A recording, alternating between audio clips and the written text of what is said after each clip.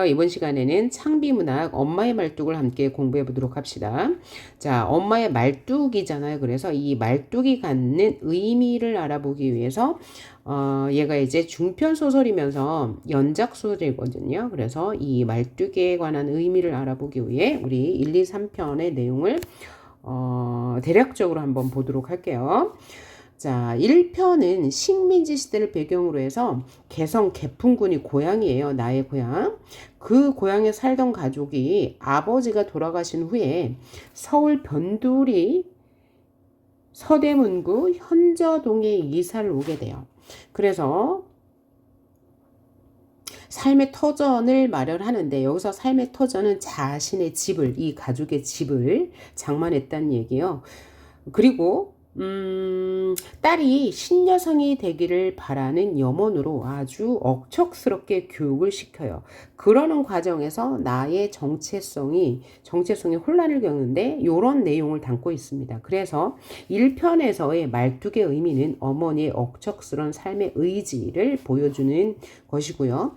2편으로 돌아와서 2편에서는 30년 후 나가 이제 가정주부로서 좀 비교적 안정된 삶을 살고 있던 부분인데, 그때 나가 그죠? 엄마의 다리 부상을 계기로 과거 오빠가 인민군 군관에게 총상을 입어서 죽게 된 기억을 떠올리는 과정이 나와요. 그래서 이 오빠가 그러면 왜 인민군 군관에게 총상을 입게 되었어요? 바로 6.25 전쟁 때문이죠. 6.25 전쟁, 이 이데올로기의 대립으로 인해서 오빠가 죽는 모습을 눈앞에서 현장에서 보게 됩니다. 그에 대한 상처가 지속되고 있었는데, 잊고 살았다고 생각한 그 상처가 어머니가 다리 낙상으로 인해서 다리를 부상하게 되고, 부상을 입게 되고, 그로 인해서 떠오르는 기억, 왜 어머니가 이 다리 부상을 계기로 환각 상태에 빠지면서 이제 트라우마로 자리 잡고 있었던 이 아들에 대한 죄책감과 한이 나타나거든요. 그래서 그 장면을 이제 2편에선 그린 거예요. 그래서 2편에서의 말뚝의 의미는 엄마의 가슴에 박힌 아들의 죽음에 대한 과 안타까움, 죄책감, 이런 것이 나오고요. 그러면 2편에서의 주제는 바로 뭐가 되겠어요? 전쟁으로 인한 혹은 분단으로 인한 이 상처가 지속되고 있고, 그것을 극복하려는 의지를 보여주고 있습니다. 이것이 이제 엄마의 말뚝 2의 주제가 되겠고요. 3편에서는 그런데 이제 퇴원을 했습니다. 그런데 그 수술 후유증으로 7년을 앓다가 돌아가십니다. 그래서 돌아가셨을 때 생전의 소망과는 달리, 어머니의 소망과는 달리, 어머니는 그럼 어디에 묻히고 싶어 했냐면 아들을 그렇게 보냈던 것처럼 강화도에서 자신들의 고향인 개풍군이 고향이 보이는 쪽에서 자신의 뼈가루를 뿌려달라는 유언을 했었는데, 그 유언을 들어주지 못하고 공원묘지에 묵게 되는 이야기, 이를 통해서 이 3편에서 드러내고자 하는 말뚝, 주제는 뭐냐면 엄마가 깨워준 나의 생명의식으로서의 기념비가 바로 말뚝이 된다. 왜냐하면 이 나라는, 이 서술자는 엄마에 대한 이중적 감정을 가지고 있었습니다. 왜냐하면 1편에서 이제 8살 때 이제 억지로 어머니의 강요에 의해서 이제 서울로 오게 되잖아요. 그런데 너무나 어머니가 신여성이 되길 바라는 마음에서 공부 모든 삶을 제약하거든요. 그래서 어머니에 대한 반감, 미움이 있었어요. 하지만 한편으로는 어머니를 이해하는 이런 연민이 있었거든요. 그런데 이제 원망과 연민의 감정이 끝까지 가셔지지가 않아요. 끝까지 지속되고 있거든요. 그렇지만 엄마의 이 억척스러운 삶과 이 자식에 대한 정성, 엄마가 깨우쳐준 나의 생명의식으로서의 기념비를 엄마의 말뚝, 그러니까 말뚝, 이라는 주제로 이제 형상화하고 있습니다. 자, 그럼 작품 개관 살펴보도록 할게요. 현대소설 몇 년대를 배경으로 하고 있냐? 1980년대 엄마의 말뚝 2는요. 를 배경으로 하는데 과거에 있었던 6.25 전쟁 당시를 회상하는 방식으로, 즉 역순행적 방식으로 이야기가 전개되고 있고요. 연작 소설 중 2편이란 얘기고요. 자전적, 서술자 자신, 이 작가 자신이 겪었던 이야기를 회고적으로 들려주는 방식이에요. 전쟁이 남긴 상처와 그 극복 의지, 그 다음에 더 중요한 것이 뭐냐면 전쟁으로 인한 상처가 지속되고 있다는 것을 강조하고 있습니다. 그리고 이 전쟁으로 인한 상처는 개인의 상처에만 국한되는 것이 아니라 우리 민족 공동체의 상처임을 드러내고 있고요. 자, 1인칭 시점으로서 사건을 더욱 생생하게 드러낸대요. 자, 그러면 1인칭 사건 시점이면 왜 사건을 더욱 생생하게 드러냈냐? 여기에 드러난 사건이 엄마의 낙상으로 인한 다리 부상이고 엄마가 병원에 있을 때 환각을 겪게 되는데 이 환각의 실체를 알게 됨으로써 어머니의 행동 묘사와 어머니의 행동과 이 서술자의 심리를 효과적으로 드러내요. 어머니가 환각 상태에서 아들이 죽을 당시 그 처절하고 애타는 마음을 생생하게 전달하거든요. 그와 동시에 이 어머니의 그 한이 그리고 오빠의 그 죽음이 화자도 공유한 경험이기 때문에 전쟁과 분단의 비극을 더욱더 효과적으로 전달할 수 있는 거죠. 당연히 이제 역순행적 구성이 나오는 거고요. 전쟁의 상처를 안고 살아가는 개인의 피해의식을 선명하게 그리고 사실적으로 드러냅니다. 여기서 그러면 피해의식은 부정적인 의미가 아니고 그냥 개인의 상처라고 생각하시면 될 것 같아요. 첫 부분 발단에서는 나가 집을 비운 사이에 첫아이가 화상을 입고 입는 사고를 당하고 그 후 나는 집에서 일어난 크고 작은 사고가 나의 몸과 마음이 집에서 떠나 있을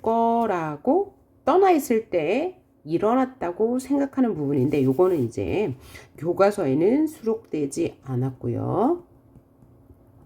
그 다음 전개 부분은 얘는 지금 엄마의 말뚝 2의 전체 내용입니다.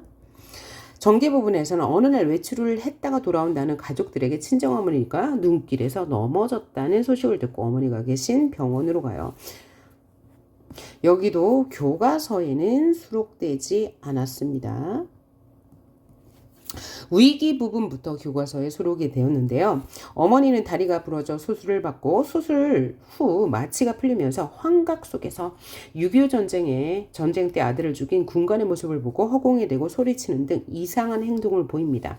여기서 이 환각은 왜 생겼을까요? 혈육, 즉 아들의 죽음으로 인한 충격적 사건이 무의식 속에 자리 잡혀 있다가 평소에는 이제 의식에 의해 억압되어 있겠죠. 그런데 수술을 받으면서 무의식의 상태가 되었잖아요. 그 무의식의 상태에서 되살아난 거죠. 이런 것을 우리는 뭐라고 그래요? 트라우마 혹은 정신적 외상 후 스트레스라고 하는데요. 서술자인 나는 엄마가 매우 평안해 보였거든요. 손주들을 돌보고 또 종교, 절에 다니면서 집착 없이 행복하게 사는 것처럼 보였는데 사실은 뭐예요? 이러한 트라우마가 있었구나 라는 것을 나가 어머니를 돌보면서 알게 되고 나도 역시 그 기억을 공유하는 사람으로서 과거의 사건을 회상하게 되는 거죠. 그 다음 절정 부분에서는 내가 오빠가 인민군 치하에서 어쩔 수 없이 의용군에 지원했다가 심신이 피폐해진 채로 겨우 탈출했으나 곧 군관에게 발각되어 총을 맞고 숨진 과거를 떠올려. 여기가 이제 가장 중요한 내용이겠죠. 이것이 바로 과거의 사건이니까 역순행적 구성인 거고요. 자, 그래서 나는 어머니가 환각 속에 빠져서 막 뭐라고 해요? 그 아들을 죽게 한 군관에게 그 모습을 보고 과거의 기억을 떠올리게 되는 거예요. 단 하룻밤의 회상으로 당대가 언제요? 전쟁 때죠. 이 전쟁의 비극을 의식의 흐름대로 회상하여서 보여줌으로써 이 전쟁의 비극을 강조하고 있고요. 결말에서는 어머니가 정신을 차린 후 나에게 자신이 죽으면 시신을 화장하여서 오빠의 유구를 뿌린 곳에서 자신의 고향인 개풍골 쪽으로 뿌려달라고 부탁하는 것으로 이야기가 끝이 나게 돼요.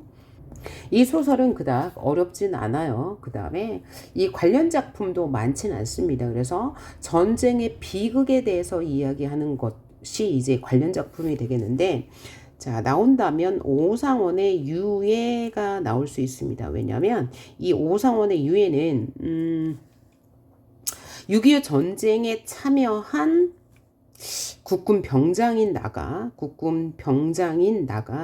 포로로 잡혀서 하루 동안에 일어난 일을 의식의 흐름으로 이제 보여주고 있거든요. 역시 이제 비극적인 그런 장면들이 나올 건데 좀 유사한 부분이 많죠. 그렇죠? 자, 그러면 본문 한번 들어가 보도록 할게요. 앞부분 줄거리. 나는 친정어머니가 넘어져 크게 다쳤다는 소식을 전해 듣고 병원으로 달려간다. 90에 가까운 고령의 어머니는 수술을 받게 되고 나는 홀로 어머니의 병실을 지키기로 한다. 어머니는 수술 후 마취가 풀리면서 허공에 대고 소리치는 등 이상한 행동을 보인다. 이상한 행동, 이것이 바로 환각 증세인 거죠. 자, 그놈 또 왔다. 뭐라고 했느냐? 너희 오래비를 숨겨야지. 그러면 어머니는 환각 속에서 언제 있는 거야? 언제로 돌아간 거죠? 30년 전 아들이 군관에 의해서 죽던 날. 죽던 날이 아니고 며칠 있다 죽었으니까 총상을 입던 날로 들어갔어요. 총상을 입던 날. 그러면 이 아들은 왜 인민군 군관에게 총살을 입었냐? 이때 당시는 뭐예요? 서울에 살고 있었어요. 이들 가족이. 그런데 원래 고향이 어디예요? 그 개성이란 말이에요. 그 와중에 뭐가 일어났어요? 전쟁이 터졌습니다. 6.25 전쟁, 남북전쟁이 터졌는데 이 아들은 어디? 북측 의용군이 어쩔 수 없이 지원을 했다가요. 심신이 피폐해져서 겨우 탈출했습니다. 그런데 이 탈출한 아들을 찾기 위해 인민군 군관이 자주 나의 집에 드나들었고 결국은 인민군 군관이 의심하여서 총질을 하게 돼요. 그래서 죽게 되거든요. 그 장면입니다. 자, 그러면서 그놈 또 왔다. 뭐라고 했느냐? 너희 오래비를 숨겨야지. 그러니까 뭐예요? 이 올 때마다, 이 인민군 군관이 올 때마다 나의 오빠는 숨어야만 했던 거죠. 그래서 이 지금 현재 상황은 뭐예요? 병원에 있는 상황이에요. 이 엄마가 낙상을 하여서 다리를 다쳤기 때문에 병원에 입원했는데 어머니는 지금 이 어떤 환각? 오빠가 이제 총살을 맞는 그 장면, 과거 한 30년 전의 일을 환각으로 보고 있는 상태예요. 엄마 제발 이러지 좀 마세요. 오빠가 어디 있다고 숨겨요. 이건 현재 상황이니까. 그죠? 나는 지금 현재를 보고 있고 어머니는 30년 전을 보고 있으니까요. 그럼 너희 오래비를 벌써 잡아갔냐 하면서 이제 어머니가 놀라는 거죠. 엄마 제발 그러지 마. 내가 한 말이죠. 어머니의 손이 사방을 더듬었다. 그러다가 붕대 감긴 자기의 다리에 손이 닿자 날카롭게 속삭였다. 자, 아들을 찾기 위해 사방으로 이제 손을 허우적댄 거죠. 그러면서 다리에 손이 닿자 날카롭게 그죠? 속삭였대요. 그러면서 가엾은 내 새끼 여기 있었구나. 꼼짝 마. 다 내가 당할 테니.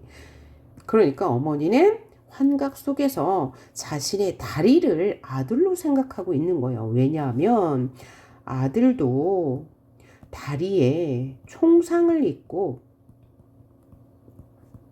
사망했거든요.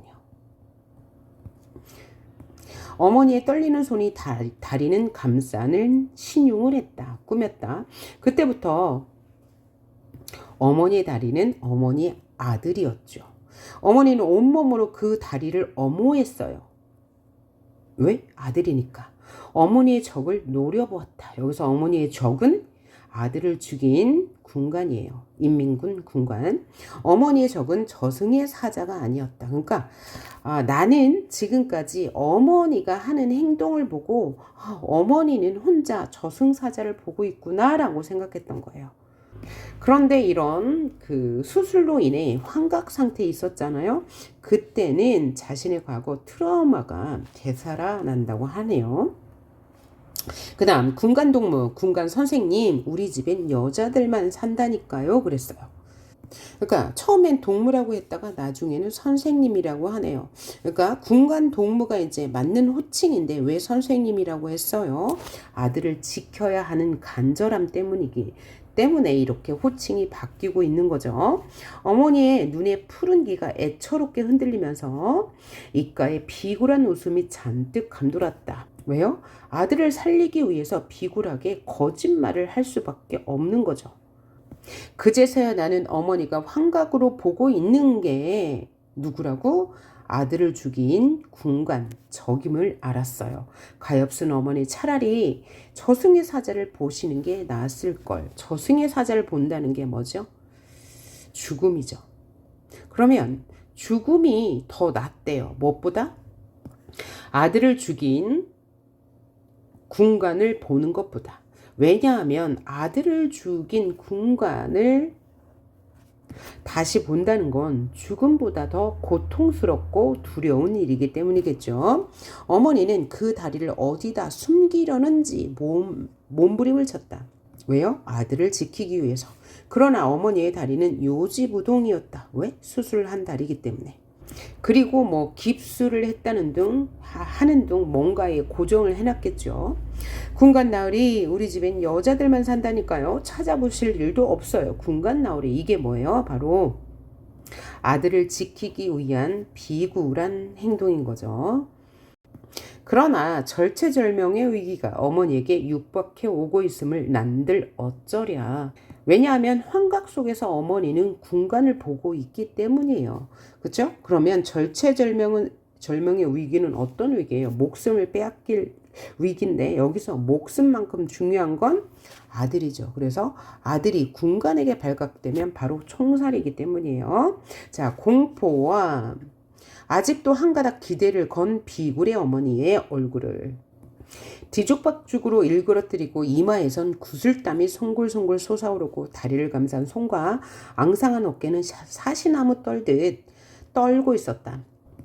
어머니의 행동을 묘사하여서 어머니의 절박한 심리를 보여주고 있네요.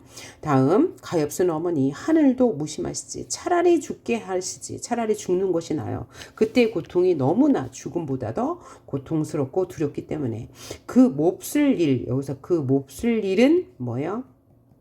아들의 죽음을 보는 일 혹은 아들이 총에 맞는 일을 2번 겪게 하시다니. 어머니는 전쟁으로 인해 잃은 아들을 아직도 생생하게 기억의 내면 속에서 기억하고 있는 거죠. 의식의 내면 속에서. 그래서 이 아들을 잃은 고통을 아직 극복하지 못했어요. 그래서 수술의 환각 속에서 다시 겪고 있는 거죠. 이것은 개인의 일이 아니고 여전히 남북이 분단되어 있는 상황에서 우리 민족 공동체의 비극이라고 할 수 있는 거죠. 사회문화적 맥락으로 볼 때 우리 민족 공동체의 비극이다라고 해석이 가능하고요. 자, 다음 단락. 어머니 이러지 마시고 제발 정신 차려요. 나는 어머니의 어깨를 흔들면서 울부짖었다. 어머니는 어디서 그런 힘이 솟았는지 나를 검부러기처럼, 여기서 검부러기는 마른 나뭇가지를 말해요. 마른 나뭇가지. 나를 마른 나뭇가지처럼 가볍게 털어내면서 격렬하게 몸부림쳤다. 뭐죠? 아들을 지키기 위해서 자신의 다리가 아들이 되었어요. 아주 혼신의 힘을 다하고 있다는 걸 말하고 있는 거죠. 안 된다, 안 돼, 이놈, 안 돼. 여기서 이놈은 군관이 되는 거예요. 너도 사람이냐 이놈. 나는 벽까지 떠다밀린 채 와들와들 떨면서 점점 심해가는 어머니의 광난을 지켜볼 수밖에 없었다. 이때 나의 감정은 두려움이죠.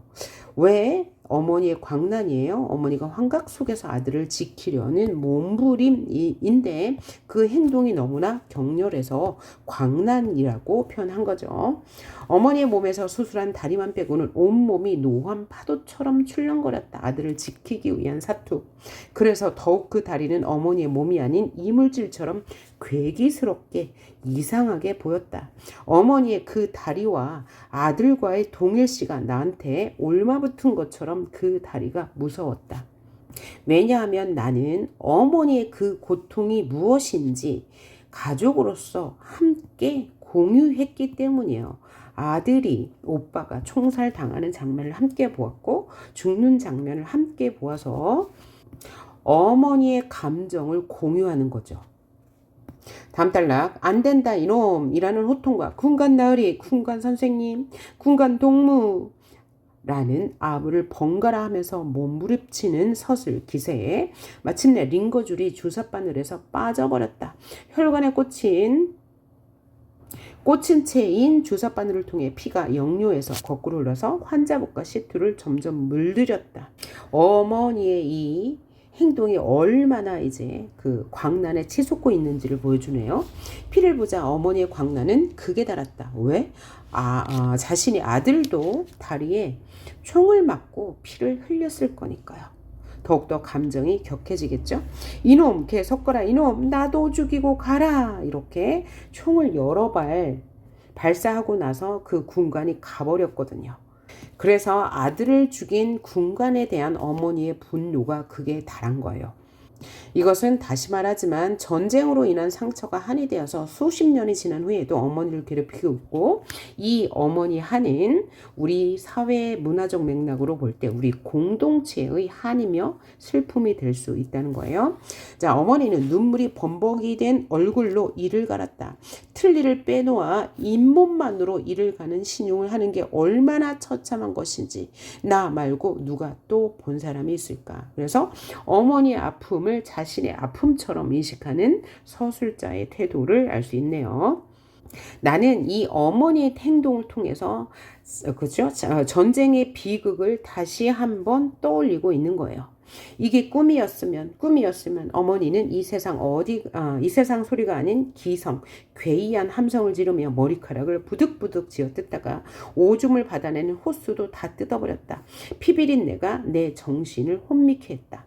퍼뜩 정신이 나서 구원을 청하려 나가려 하는데 어머니의 기성이 바깥까지 들렸던 건지 간호원이 뛰어왔다. 뒤미쳐 연달아 나이 지긋한 수 간호원도 달려왔다. 어머니의 몸에 부착했던 의료기구들을 원상복구하기 위해서 여러 사람의 힘이 필요했어요. 왜? 어머니는 이 기괴한 괴이스러운 괴력을 발휘하고 있기 때문이죠. 아들을 환각 속에서 살리기 위해서. 어머니는 힘이 장사였다. 내가 수간호원과 다른 간호원과 함께 어머니를 힘껏 찍어 누르는 동안 담당 간호원이 어머니가 뽑아낸 것들을 다시 삽입했다. 링거는 숫제 발등으로 옮겨 꼽았다. 세상에 이런 일도 있습니까? 나는 수간호원에게 원망스럽게 말했다. 너무 심려 마세요. 흔하진 않지만 이런 특이 체질이 아주 드문 것도 아니니까요. 곧 나아지실 거예요. 이제 나는 수간호원에게 수술 후에 이렇게 이런 발작이 있을 수 있냐. 굉장히 원망을 담아 말했는데 수간호원은 대수롭지 않게 이렇게 받아들이고 있어요. 그럼 당연히 갈등이 일어나겠죠. 수간호원이 나를 위로했다. 어머니의 악몽이 특이 체질 탓이라고? 하긴 타인의 꿈에 대해 누가 감히 안다고 할 수 있으랴? 여기서 타인의 꿈은 뭐겠어요? 그 아들의 죽음에 대한 기억이죠. 나와 어머니만이 공유하는 기억이에요. 그래서 이 간호원들은 알 수 없을 것이라 생각하는 거죠. 나는 이제 너 죽고 나 죽자라는 발악으로 변한 어머니의 몸부림은 거칠 줄을 몰랐다. 수 간호원이 간호원에게 지시해서 침대 양쪽 난간을 올리고 끈을 가져다가 어머니의 사지, 팔과 다리를 꽁꽁 묶게 했다. 따님된 마음에 좀 안 됐다 싶으셔도 참으세요. 이런 경우는 이 수밖에 다른 방법이 없어요. 이제 안심하시고 눈 좀 부지세요. 지레 병이 나겠어요. 미리 병이 나겠어요. 곧 정상으로 돌아오실 테니까 염려 마세요. 그들은 어머니를 묶어놓고 나를 위로하고 병실 나갔다. 나는 지칠 대로 지쳐서 신시는 채 보조 침대에 상반신을 꺾었다. 그러나 웬걸 원한 맺힌 맹수처럼 으르렁대던 어머니가 에잇 하고 한번 기압을 넣자 사지를 묶은 끈은 우지직 끊어지기도 하고 풀리기도 했다. 어머니의 괴력. 왜? 어머니는 지금 환각 속에서 그저 자식을 빼앗아간 전쟁, 즉 군강과 맞서고 있는 거예요. 어머니는 길길이 뛰기 시작했다. 참으로 불가사의한 괴력. 현실적으로 불가능한 힘이란 거죠. 목소리도 뜻이 통하는 말이 아니라 원한의 울부짖음과 독한 악담이 섞인 소름 끼치는 기이한 소리였다. 조금도 과장 없이 간장을 도려내는 아픔과 함께 내 속에서도 불가사의한 괴력이 솟아났다. 이 얘기는 어머니의 아픔에 나도 동화되었던 얘기예요. 똑같이 그때의 아픔이 되살아난다는 얘기죠. 나는 이를 악물고 어머니에게로 돌진했다. 다시는 아무의 도움도 청하지 않고 어머니와 맞서리라 마음먹었다. 왜냐하면 다른 사람들은 나와 어머니가 공유한 이 오빠의 죽음의 아픔을 모르기 때문이죠. 이건 아무의 도움도 간섭도 필요 없는 우리 모녀만의 아픔이기 때문에 우리 모녀가 이겨내야 한다는 그런 말이겠네요. 그 다음 여기서부터는 과거 회상입니다. 과거 회상 들어가 봅시다. 과거 6.25 전쟁이 발발했을 때 나의 오빠는 인민군 치하에서 어쩔 수 없이 의용군에 지원했다가 겨우 탈출하여 돌아온다. 전쟁 당시 의용군에 지원했는데 탈출했대요. 그러니까 인민군에게 들켜서는 안 되는 사실이에요. 탈출했으면 어떻겠어요? 아마 총살을 맞았을 것 같은데요. 그런데 오빠는 속속들이 망가져 있었다. 전세가 불리해져 피란을 갈 상황에 처한 가족은 예전에 살던 현저동에 숨어 지내게 된다. 그러던 어느 날 집에 들이닥친 인민군 군관에게 발각된다. 이 이전의 이야기는 현재 어머니가 이제 환각 상태에서 아들이 이제 군관에게 총살 당하는 장면이 있었죠. 그러면 과거에 어떤 사건을 지금 보여주는 거예요? 이 오빠가 실제로 그 인민군관에게 총살을 당하는 장면이 이어지거든요. 그래서 이 사건의 연관성, 과거와 현재 사건의 연관성이 뭘 통해서? 회상을 통해서 드러나는 부분이라고 할 수 있죠. 자, 그러면 계속해서 읽어봅시다. 그 후 그들은 격금 내기로 자주 우리 집에 드나들었다. 그들은 누구예요? 인민군 군관이 격금 내기로 교대로 우리 집에 드나들었대요. 왜요? 탈출한 오빠가 우리 집에 있다는 것을 알았기 때문이죠. 그 중엔 보위부 군관도 있었는데 오빠에 대해 뭔가 눈치를 채고 있는 것 같았어. 눈치를 채고 있었기 때문에 앞으로 무슨 일이 전개될 거예요?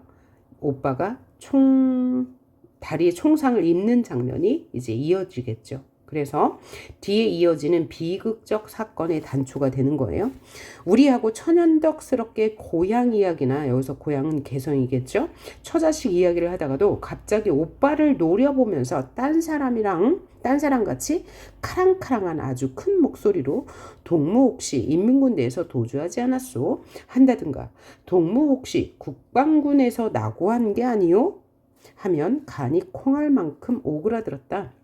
자, 이 부분은 동무 혹시 인민군대에서 도주하지 않았어? 혹은 동무 혹시 국방군에서 낙오한 게 아니오? 이거는 뭐야? 그 군관의 말인데 큰 따옴표 없이 서술자의 독백으로 아니, 독백이 아니고 서술자의 서술로, 서술자의 서술인데 독백 형식이네요.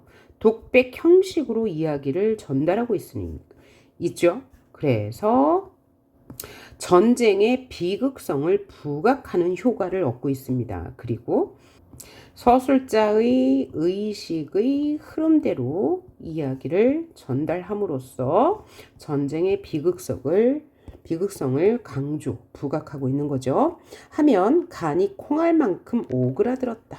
그러나 오빠는 그들만 나타나면 사색이 되어 떠는 증세가 그런 소리로 인해서 더해지거나 덜해지지도 않았고 인민군복을 보장하자 새로 생긴 실어증도 끝내 그대로여서 붉은 옷에 빈틈이 없었다. 그러니까 오빠는 그죠? 이 실어증이라는 연극을 하면서 위기를 모면하고 있는 거죠. 그러니까 말을 하지 못하는 사람으로 뭐라고요? 연극을 하고 있었는데 그것이 실제 상황이 되었단 말이에요. 문제는 우리였는데 우리도 오빠가 불구가 된 걸 연기로서가 아니라 실제로 받아들이고 있었다. 그래서 오빠의 정신이 피폐해져 갔다. 전쟁의 후유증을 앓고 있는 거죠. 슬프고도 원통한 일이었지만 오빠가 치유될 가망성은 없어 보였다.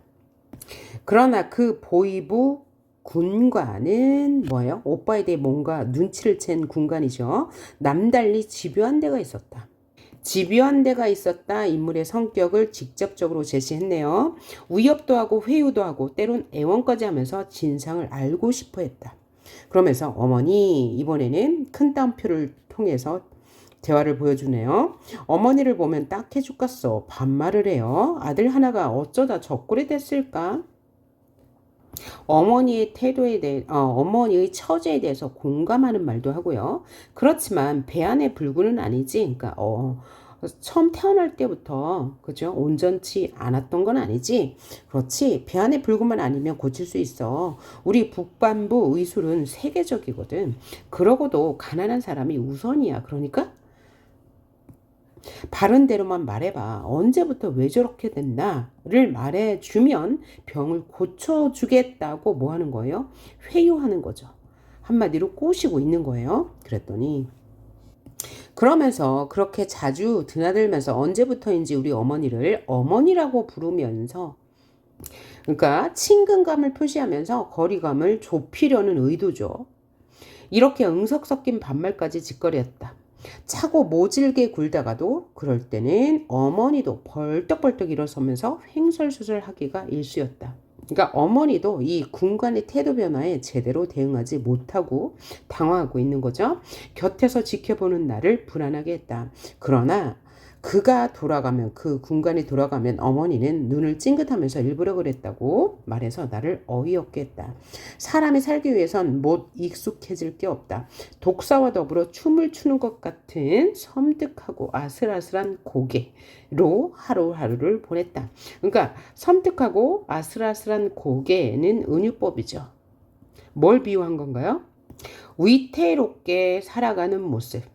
그렇죠? 오빠의 과거를 의심하는 군관과 관계를 유지하며 위태롭게 이제 오빠의 목숨을 부지하고 있는 모습을 비유한 거예요. 다시 포성이 가까워지고 그들의 눈에 핏발이 서기 시작했다. 그러니까 북한군에게 전세가 불리하게 돌아갔다는 거죠. 그래서 이것은 새로운 국면이 전개될 것이다. 긴장감을 고조시키는데 그래서 결국 아들이 총상을 맡게 되는 거예요. 어머니는 언제나서나 그들이 곧게 물러가기만을 축수했다. 기원했다. 그저 내 자식 해코지만 마소서. 불쌍한 내 자식 해코지만 마소서. 자, 여기서 해코저는 무슨 뜻입니까? 해코지의 방언으로 남을 해롭게 한다는 뜻이야. 그러니까 내 자식을 해치지만 말라고 2번 반복했어요. 간절함을 드러내는 거죠. 마침내 보이부 군관이 작별하러 왔다. 긴장감이 최고조에 이르렀습니다. 그의 작별 방법은 특이했다. 내가 동무들같이 간사한 무리한테 끝까지 속을 것 같소? 그러니까 뭐야? 이제 더 이상 속지 않고 결단을 내리겠다는 말이죠. 지금이라도 바른 대로 되시오. 이래도 바른 소리를 못하겠소? 긴장감이 고조되고 있네요. 그가 허리에 찬 권총을 빼 오빠에게 겨누었다. 안 된다, 안 돼, 이놈. 너도 사람이냐, 이놈. 하면서 어머니가 절규하고 있습니다. 이것은 아들을 지키려는 외침이면서 동시에 상대에 대한 질타죠. 이게 뭐야? 그 어머니가 발작하면서 했던 그 괴음과 같은 소리예요. 어머니가 외마디 소리를 지르면서 그의 팔에 매달렸다. 오빠는 으으와 같은 짐승 같은 소리로 신음하는 게 고작이었어. 왜? 실어증을 앓고 있었으니까. 그가 어머니를 획 뿌리쳤다. 이래도 바른 말을 안 할 테냐. 이래도 하면서 총을 겨눴죠. 총성이 울렸다. 달이었다. 비극적인 상황으로 끝이 났네. 오빠는 으으 같은 소리밖에 못 냈다. 좋다. 이래도 바른 말을 안 할 테냐. 이래도 또 총성이 울렸다. 같은 말과 총성이 서너 번이나, 그러니까 총상을 몇 번이나 맞은 거죠. 잔혹하게도 그 당장 목숨이 끊어지지 않게 하체만을 겨누고 쏘아댔다. 그러니까 다리 수술의 후유증이 어머니의 발작으로 이어지게 된 원인은 아들이 다리에 총상을 입었기 때문이에요. 굉장히 잔혹하죠. 그래서 이 인민군 군관의 잔인성을 통해서 전쟁의 참혹성과 인간성을 드러낸 것이에요. 오빠는 유혈이 낭장 가운데 피가 막 흘리는 가운데, 피를 막 흘리는 가운데 기절에 꼬꾸라지고, 어머니도 그가 뿌리쳐 나둥그라진 자리에서 처절한 외마디 소리만 지르다가 까무러쳤다. 죽기 전에 바른 말할 기회를 주기 위해 당장 죽이진 않겠다. 그 후 군가는 다시 나타나지 않았다. 며칠 만에 세상은 또 바뀌었다. 인민군이 물러간 거예요. 오빠의 총상은 다 치명상이 아니었는데도 며칠 만에 운명했다. 이렇게 죽은 오빠로 인해 어머니는 한을 갖게 된 거죠. 출혈이 심한 데다 적절한 치료를 받을 수가 없었기 때문이다. 그 며칠 동안에도 오빠의 실어증은 회복되지 않았다. 전쟁의 상처가 얼마나 깊은지를 보여주는 거죠. 그 며칠 동안의 낭자한 유혈과 하늘에 맺힌 원한을 어찌 잊을 수가 없을 것이다. 그러나 덮어둘 수는 있었다. 이게 덮어둔 게 뭐라고요? 트라우마가 된 거죠. 그래서 어머니의 발작을 불러일으킨 거예요. 어머니가 이 다리를 치료하는 과정에서 무의식의 상처가 되살아난 거예요. 여기에 이제 주제의식이 있습니다. 전쟁으로 인한 상처는 아직도 지속되고 있다는 거죠. 이것을 우리 민족 공동체의 아픔이라고 생각하시면 되겠죠. 여기까지가 과거 회상이었고요. 여기부터 이제 현재로 들어옵니다. 자, 현재 부분 봅시다. 마치가 깨어날 때 부린 난동으로 어머니는 어찌나 많은 힘을 소모하였는지 그 후 오랫동안 탈진 상태가 지속되었다. 기운이 없어요. 부피도 무게도 호흡도 없이 불면 날아갈 듯 한 장의 백지장이 되어 있었다. 어머니가 얼마나 기운이 없었는지 백지장으로 비유해서 표현하고 있네요. 간혹 문병을 와주는 친척이나 친구 보기에도 도저히 회복할 가망이 없어 보일 정도로 생명이 없어 보였어요. 그들 중에는 어머니가 아예 의식이 없는 줄 알고 서슴지 않고 장례 절차를 이야기하는 이가 있는가 하면 상갓집에 온 줄 착각을 하는지 천수를 누리셨으니, 왜냐하면 나이가 아까 몇 세라고 그랬어요? 90세. 그러면 천수는 뭐냐면 하늘이 준 수명이에요. 그러니 너무 서러워 말라고 우리를 위로하는 사람도 있었다. 우리 역시 그런 그들을 말리거나 언짢게 생각하지 않았다. 왜냐하면 이미 연세가 많이 되셨기 때문이었죠. 그래서 문병객들과 가족들 모두 어머니의 죽음을 정해진 사실로 받아들이고 있었던 거예요. 한두 숟갈 유동식을 받아 넘긴다던가 아니면 주삿바늘을 찌를 때 찡그리는 것 외에 어머니의 의식은 남아있다는 표시가 없었다. 예전 봐 그런 묘지는 이라고 했어요. 그러니까 이 부분은 문병을 온 친구와의 대화, 이어지는 거네요. 묘지? 그런 것도 미리 장만하는 거니 이게 나의 말이죠. 얘 좀 봐. 그것도 안 해놨구나. 넌 하여튼 알아줘야 돼. 그러니까 뭐야? 다 이제 어머니 죽음을 기정사실로 받아들이고 있는데 왜 장례치를 준비를 하지 않느냐고 친구가 나에게 질타하고 있어요. 그러면서 어처구니 없다고 여기고 있는 거죠. 뭘? 너 나이롱 딸인 거 알아? 나이롱은 뭐예요? 가짜라는 얘기예요. 그래서 이 원래 나일론은 이제 소재, 섬유를 말하는 건데 원래 얘가 섬유인데 왜 그럼 가짜라는 의미로 쓰이게 되었냐? 이 나일론이란 말을 사람들이 부정적으로 인식했기 때문에 이렇게 가짜라는 의미로 의미가 확장이 되었던 거죠. 왜냐하면 그러니까 이것은 관념의 변화 때문에 의미가 확장된 예라고 할 수 있는 거고요. 나이롱 딸? 그래 나이롱 딸 이런 엉터리 아들도 없는데 딸까지 이런 순 엉터리라니. 그러니까 뭐야? 어머니 사후에 대해서 대비하지 않은 일에 대해서 지금 질타하는 친구의 모습이에요. 나는 내가 나일론에다 순 엉터리인 건 상관없었지만 이건 서술자의 생각이죠. 어머니를 위해선 좀 안 된 것 같아. 변명할 마음이 생겼다. 왜? 자신이 욕먹는 건 괜찮아. 그런데 어머니까지 불우한 처지로 몰아가는 것은 마음에 안 들어. 그래서 변명을 했대요. 한 게 아니고 변명할 마음이 생겼대요. 변명해요. 그래서 변명을 합니다. 여기서부터 변명입니다. 그런데 말이 안 되는 별명이에요. 우리 고향에 선영이 있지 않니? 선영은 뭐예요? 조상의 묘지가 있는데 너희 고향이 어딘데? 몰라서 묻니? 개성 쪽이야. 개풍군이잖아. 거기 있는 선영이 무슨 소용이 있어? 왜? 현재는 분단이 되어서 그 북쪽에 갈 수 없는데 무슨 말을 하는 거냐는 친구의 반응이죠. 그죠? 분단이 고착화된 현실에 따른 인식. 그러니까 분단이 되고 이 시대적 배경은 1980년대이니까 분단이 된 지 이미 30년이나 지났어요. 그래서 이 분단이 통일로 이루어지지 않을 것이라는 인식이 이미 고착화되어 있다는 당대 분위기를 알려주는 거예요. 그래도라니 변명치고 너무 구차하다 얘. 왜? 분단으로 인해서 북쪽엔 갈 수가 없는 상황이기 때문이죠. 그래서 친구가 이런 말도 하네요. 북한에 두고 온 논밭 저당 잡고 돈도 꿔달랄라. 이 얘기는 뭐예요? 지금 북한으로 갈 수 없는데 북한에 있는 선영이 지금 무슨 소용이냐. 다른 방도를 마련해라. 이런 얘기죠. 입이 험한 친구는 사정없이 나를 몰아세웠다. 그게 아니라 일종의 묵계 같은 거야. 말로 하지 않아도 아는 것이야. 라는 표현이에요. 어머니는 비록 살아생전에 못 가셨더라도 돌아가신 후에만은 어머님이 선영 곁에 누우시길 바라실 거 아니야.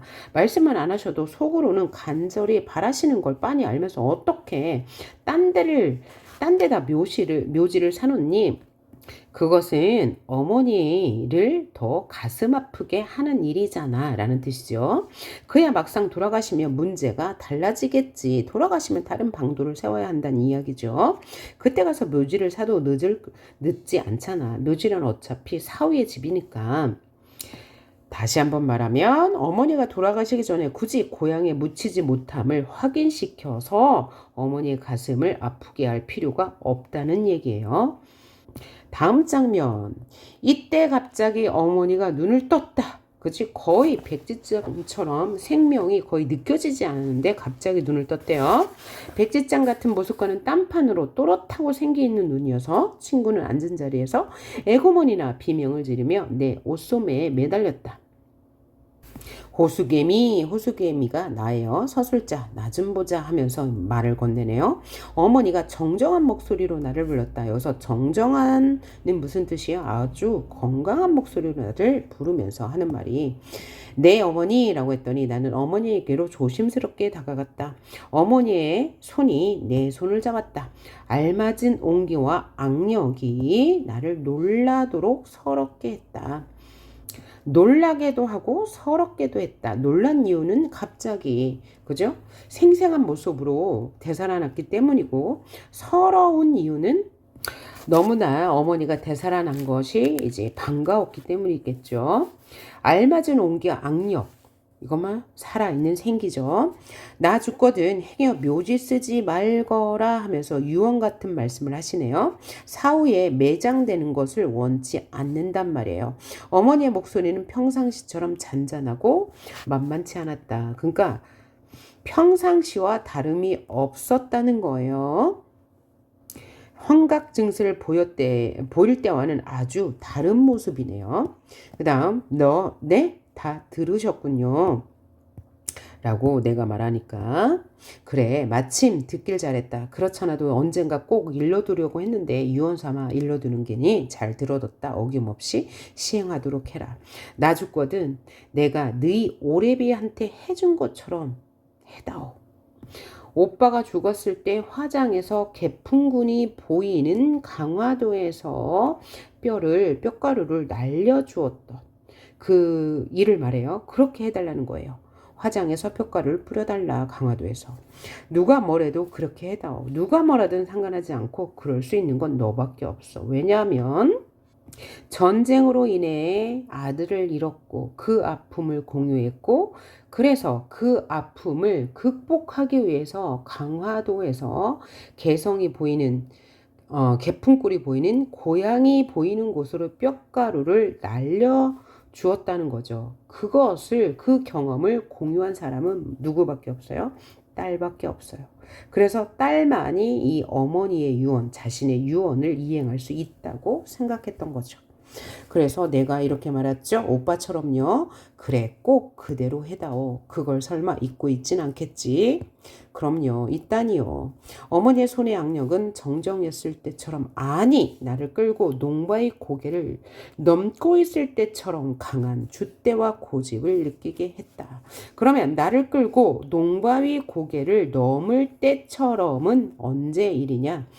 이게 1편에 나오는 말이에요. 엄마의 말뚝 1편. 그래서 이 구절을 통해서 이 소설이 연작소설임을 알 수 있습니다. 따라서 이 부분이 연작소설임을 짐작하게 하는 부분이다 라는 것 알 수 있고, 그때나 지금이나 어머니는 줏대와 고집이 있었다는 거예요.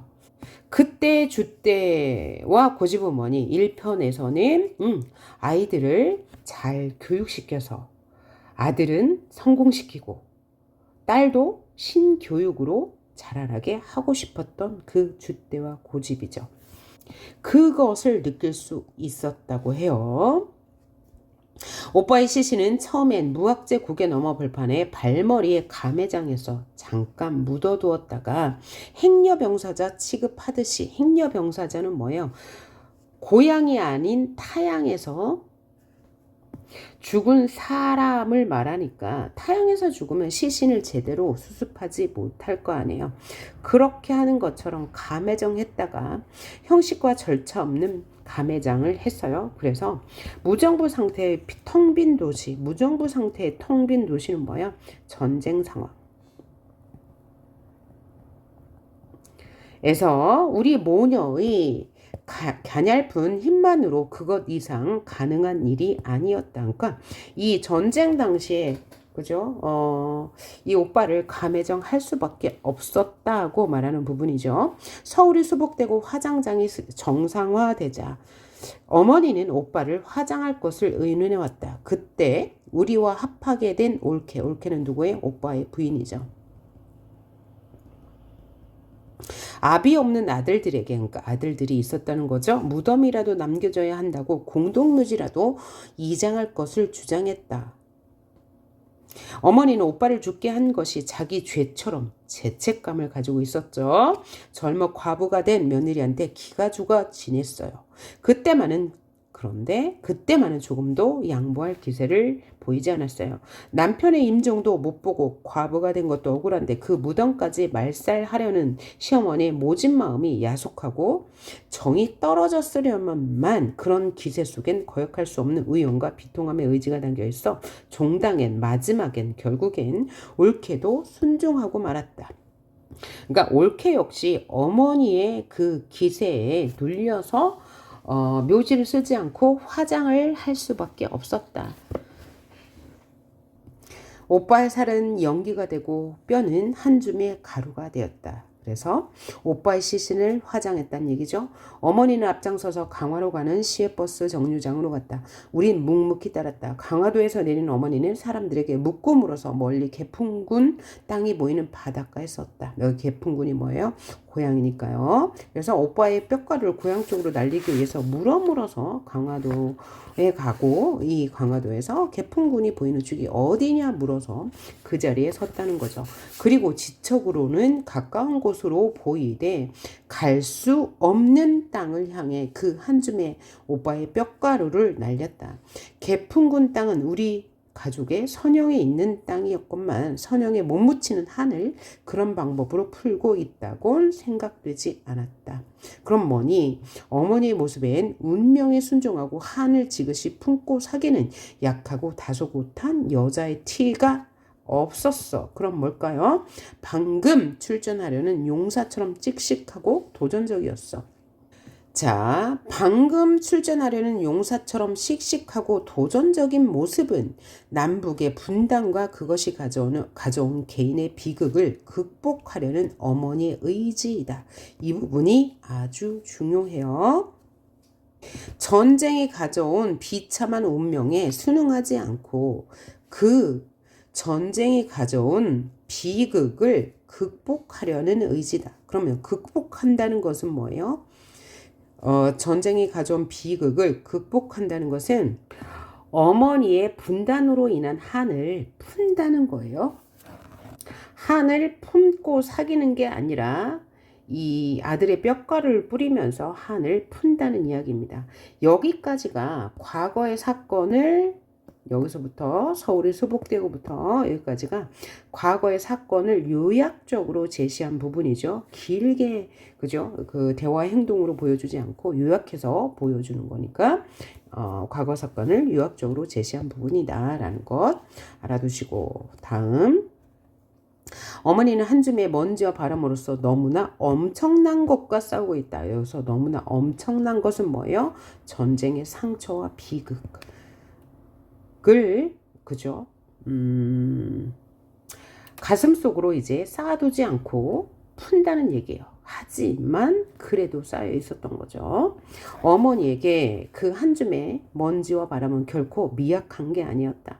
그야말로 어머니를 짓밟고 모든 것을 빼앗아간 어머니가 도저히 이해할 수 없는 분단이란 괴물을 홀로 거역할 수 있는 유일한 수단이었어요. 분단이란 괴물, 이 분단이란 아픔, 그 다음에 전쟁이란 아픔을 어떻게 할 방법이 없어서 아들의 뼈가루를 고향 쪽으로 뿌릴 수밖에 없었다. 이것은 한을 푸는 행동입니다. 어머니는 나더러 그때 그 자리에서 또 그 짓을 하란다. 그 짓은 뭐예요? 고향 쪽을 향해서 자신의 뼈가루를 나에게 뿌리라는 것이죠. 이젠 자기가 몸소 그 먼지와 바람이 될 터니 먼지와 바람은 뼈가루죠. 나더러 뿌려달라고 한다. 그것은 아까 어머니가 한 것처럼 이 분단이 가져온 비극과 정면으로 맞서라는 거죠. 속으로 삭히지 말고 한을 푼다는 것, 분단으로 인한 비극을, 그죠? 개인적으로 맞선다는 의미예요. 그 후 30년이란 세월이 흘렀건만 뼈가루를 뿌린 지 그 괴물을 무화시키는 길은커녕 길은 정녕 그 짓밖에 없는가? 그럼 그 짓은 뭐예요? 이 개풍, 고향이 보이는 곳에서 뼈가루를 뿌리는 일, 이건 뭐냐면 1980년대니까요. 1980년대 분단이 고착되어 가는 당대 현실에 대한 인식이겠죠. 뭔가 좀 부정적인 의미가 포함되어 있습니다. 너한테 미안하구나. 그렇지만 부탁한다. 어머니도 그 집밖에 물려줄 수 없는 게 진정으로 미안한 양 표정이 애달프게 이질어졌다. 그렇죠? 불쾌한 감정 따라 얼굴이 이제 표정이 바뀐 거죠. 아, 나는 그 짓을 또 한번 할 수밖에 없을 것 같다. 어머니 유언대로 해야죠. 자, 어머니는 아직도 투병 중이다. 그러면 이 투병 중인 것은 첫째, 어머니가 다리 부상 후 큰 수술을 받고 아직도 회복하지 못한 상황임을 알려주는 것이고, 둘째, 분단이 극복되지 않는 한 어머니의 정신적 상처는 치유되지 않을 것임. 그러니까 분단의 상처는 뭐하고 있다? 지속되고 있다는 표현입니다. 이게 이제 소설의 마지막이에요. 엄마의 말뚝 2. 그래서 여운을 주는 결말이네요. 어떤 여운은 줘요? 어떤 여운을 줍니까? 분단의 아픔은 지속되고 있고 누군가는 이런 아픔을 겪고 있을 것이라는 여운이죠. 자, 이렇게 해서 본문은 다 보았고요. 본문 뒤에 학습 활동 몇 개만 같이 해보겠습니다. 2번 보세요. 이 작품에서 시간의 흐름이 어떻게 구성되었어요? 역순행적. 그 효과가 무엇일까요?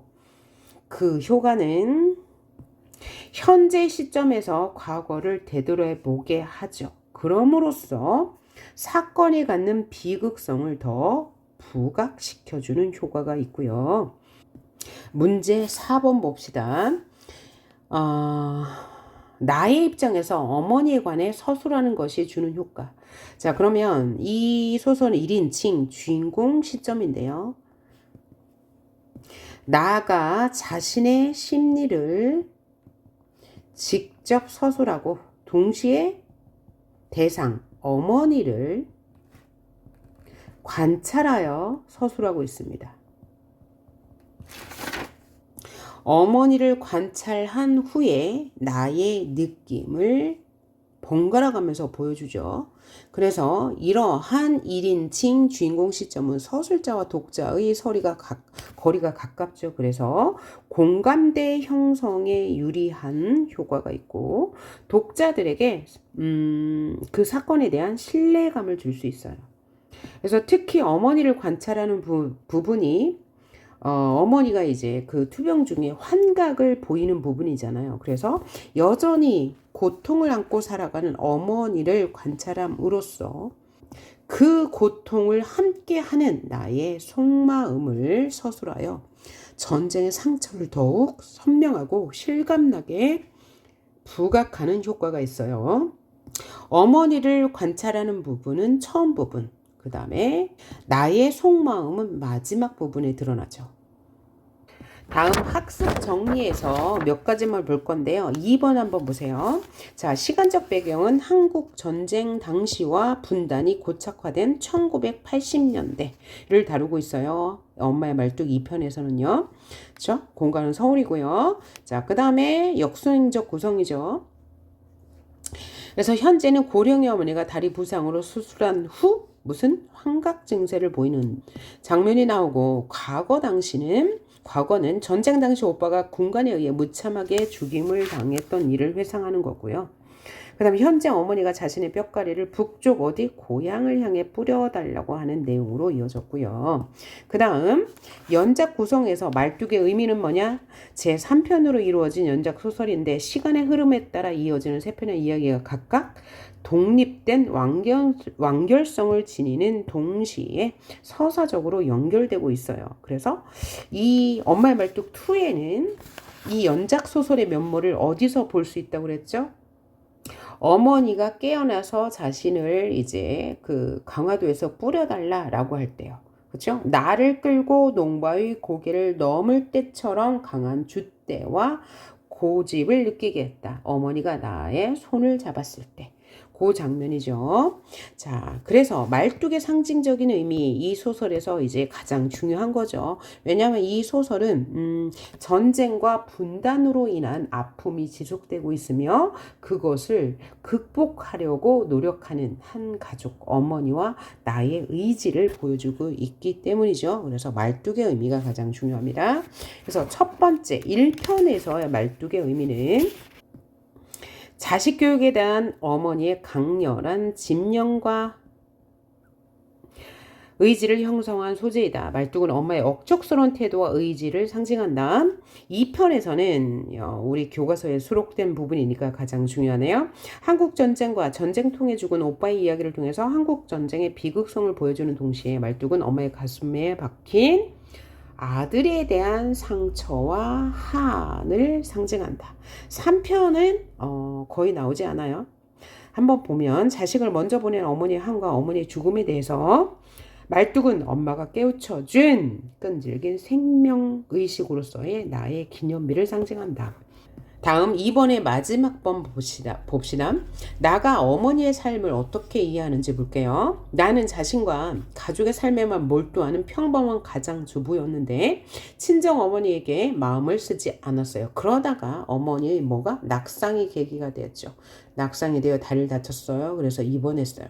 그래서 의례적 차원에서 병원을 방문하게 되는데 그래서 자식된 도리로 어머니를 간호해요.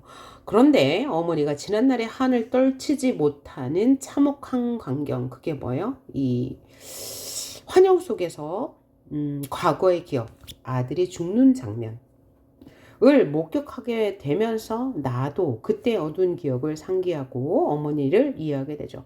그리고 어머니가 오빠의 뼈가를 북쪽에 향해 뿌려주었던 그 일을 서술자가 맡게 되는 상황에 이르게 되면서 어머니의 삶으로 합일된다. 이건 뭐죠? 어머니의 감정에 공감한다는 얘기죠. 어머니의 감정과 동일한 감정을 공유한다. 동일한 감정을 공유한다. 그래서 이것을 통해서 드러내고자 하는 작가의 의도는 뭐다? 전쟁의 혹은 분단의 아픔은 지속되고 있다는 것이에요. 자, 그 다음 서술 요소, 이게 마지막입니다. 자, 무슨 시점? 나가 자신의 심리를 직접 서술해요. 그리고 어머니를 관찰하여 서술해요. 그래서 1인칭 주인공 시점인데 학교에 따라서는 1인칭 관찰자 시점이라고 하면 해도 상관이 없는데 없는 게 어느 부분입니까? 어머니가 이제 환영을 보는 모습은 확실히 1인칭 관찰자 시점으로 서술하고 있다는 거예요. 그 다음에 현실을 고발하고 있어요. 어떤 현실을? 분단 현실의 고착화에 대한 비판적 인식을. 그 다음에 한 가족의 비극을 통해서 분단의 고통과 한을 사실적으로 그려내고 있어서 사실적인 성격을 가지고 있고요. 전쟁이 남긴 상처와 극복의 의지를 다루고 있다. 자, 수고하셨습니다. 열공하십시오.